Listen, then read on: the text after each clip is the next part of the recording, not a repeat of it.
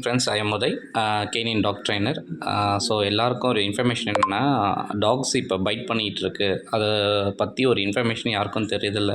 So அவங்க செல்லமாக வளர்த்தாலும் சரி, ரொம்ப லவ் பண்ணி வளர்த்தாலும் சரி, அவங்க பையன் குழந்தை எந்த மாதிரி நினச்சாலும் சரி, டாக் ஒரு வேளை கடித்தாலோ போர்னாலோ ப்ளீட் ஆகலைனாலும் அந்த இடம் சிவிலிங், அதாவது பெருசாக ஆகிடுச்சு ஊதிக்கிச்சு அப்படின்னா கண்டிப்பாக வேக்சின் கண்டினியூ பண்ணணும். தயவுசெய்து டாக்டர்ஸை கன்சல்ட் பண்ணுங்கள்.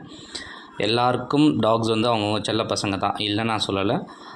பட் நம்ம உயிர் நமக்கு முக்கியம். அதோட எஃபெக்ட்ஸ் என்ன ஆகும், அது கடிச்சா என்னென்ன ஆகும்ன்றதை இந்த வீடியோவில் ஆட் பண்ணுறேன். Please visited, please share the video. நீங்க இப்ப பாக்குற இந்த சின்ன பையன் ராபிஸ் நோயால பாதிக்கப்பட்டிருக்கான். ராபிஸ் பெரும்பாலும் நாய் கடிக்கிறதால தான் பரவுது. நாய் நம்மளை கடிச்சிட்டா என்ன பண்ணணும், என்ன பண்ணக்கூடாது, தடுப்பூசி விவரம் இதெல்லாம் பத்தி இந்த பதிவுல பாக்கலாமாங்க.